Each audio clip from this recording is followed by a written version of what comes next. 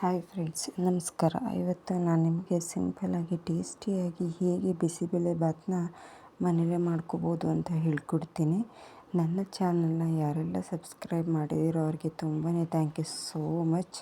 ಹಾಗೆ ಹೊಸದಾಗಿ ನೋಡೋರು ಪ್ಲೀಸ್ ನನ್ನ ಚಾನಲ್ನ ಸಬ್ಸ್ಕ್ರೈಬ್ ಮಾಡಿ ನೋಡಿ, ಪಕ್ಕದಲ್ಲಿರುವ ಬೆಲ್ಲೈಕನ್ನ ಕ್ಲಿಕ್ ಮಾಡಿ, ಹಾಗೆ ನಿಮ್ಮ ಫ್ರೆಂಡ್ಸ್ ಮತ್ತು ಫ್ಯಾಮಿಲಿ ಜೊತೆ ವಿಡಿಯೋನ ಶೇರ್ ಮಾಡಿ.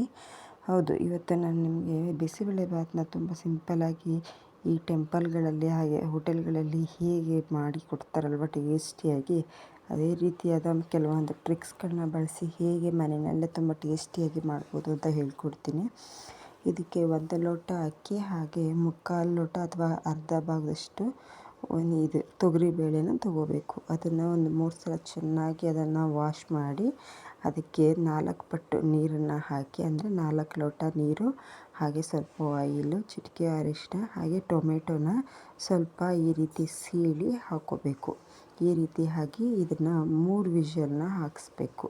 ಮತ್ತು ಕುಕ್ಕರಲ್ಲಿ ಕ್ಯಾರೆಟ್ ಮತ್ತು ಬೀನ್ಸು ಮತ್ತು ಬಟಾಣಿ, ಹಸಿ ಬಟಾಣಿ ಹಾಕ್ತಾಯಿದ್ದೀನಿ. ಇದಕ್ಕೆ ಅರ್ಧ ಲೋಟ ಅಷ್ಟೇ ಹಾಕಿರೋದು ನೀರನ್ನು. ಉಪ್ಪು ಹಾಕಿ 1 ಸೀಟಿನ ತಗೋಬೇಕು.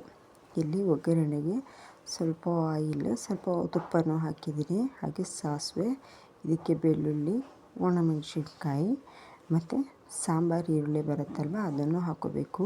ಫಸ್ಟ್ ಇದನ್ನು ಫ್ರೈ ಆಗ್ತಿದ್ದಂಗೆ ಸಾಂಬಾರು ಈರುಳ್ಳಿ ಹಾಕಿದ್ರೆ ಇದು ಟೇಸ್ಟ್ ಚೆನ್ನಾಗಿರುತ್ತೆ. ಹಾಗೆ ಕ್ಯಾಪ್ಸಿಕಮ್ಮು, ಕರಿಬೇವು ಇಷ್ಟನ್ನು ಹಾಕಿ ನಾವು ಸ್ಟೀಮ್ ಮಾಡಿರ್ತೀವಲ್ಲ ತರಕಾರಿ, ಅದನ್ನು ಸಹ ಇವಾಗ ಹಾಕಿ ಆಯಿಲಲ್ಲಿ ಸ್ವಲ್ಪ ಫ್ರೈ ಮಾಡ್ಕೋಬೇಕು. ಈಗ ಒಂದು ನಿಂಬೆಹಣ್ಣಿನ ಗಾತ್ರದ ಹುಣಸೆ ರಸನ ತಗೊಂಡು ಅದಕ್ಕೆ ಸ್ವಲ್ಪ ಬೆಲ್ಲ ಸೇರಿಸಿ, ಹಾಗೆ ಉಪ್ಪು ಎಷ್ಟು ಬೇಕೋ ಅಷ್ಟು ಉಪ್ಪನ್ನು ಹಾಕಿ ಇದನ್ನು ಚೆನ್ನಾಗಿ ಹುಣಸೆ ರಸದಲ್ಲಿ ಚೆನ್ನಾಗಿ ಬೇಯಿಸ್ಕೋಬೇಕು.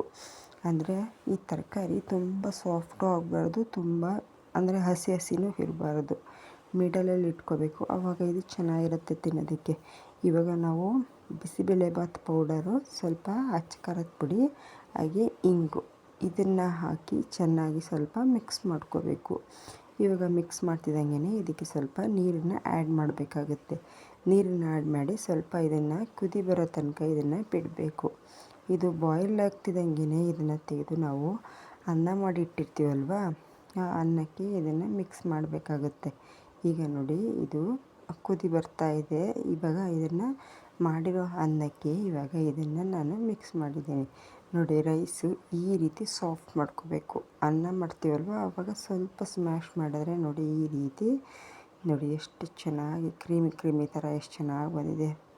ಇದರಲ್ಲಿ ಹೋಟೆಲ್ಗಳಲ್ಲೆಲ್ಲ ನಾವು ಒಂದು ಬಿಸಿಬೇಳೆ ಬಾತ್ ತೊಗೊಳ್ತೀವಿ ಅಂದರೆ ಒಂದು 100 ರೂಪೀಸ್ ಕೊಡ್ತಾರೆ.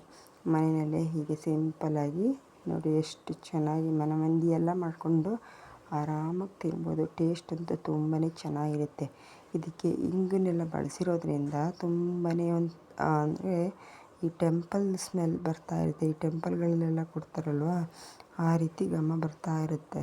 ನೋಡಿ, ಆಲ್ರೆಡಿ ರಾಯ್ತದ ಜೊತೆ ಇದು ಸರ್ವ್ ಮಾಡಿದ್ರೆ ಸೂಪರಾಗಿರುತ್ತೆ. ಹಾಗೆ ಬೂಂದಿ ಮೇಲ್ಗಡೆ ಸ್ವಲ್ಪ ತುಪ್ಪ ಹಾಕಿದ್ರೆ ಯಾವ ಹೋಟೆಲ್ಗಳಿಗೆ ರುಚಿಗೂ ಇದು ಕಡಿಮೆ ಇರೋದಿಲ್ಲ. ಒಂದ್ಸಲ ಇದನ್ನು ಟ್ರೈ ಮಾಡಿ. ಈ ಬಿಸಿಬೇಳೆ ಬಾತ್ ಪೌಡರ್ನ ಒಬ್ಬೊಬ್ಬರು ಒಂದೊಂದು ರೀತಿ ಮಾಡ್ತಾರೆ, ಹಾಗೆ ಒಂದೊಂದು ಟೇಸ್ಟ್ ಸಹ ಬರುತ್ತೆ. ಇದೇ ರೀತಿ ನಾವು ಈ ಥರ ಕ್ರೀಮಿಯಾಗೂ ಮಾಡ್ಕೋಬೋದು.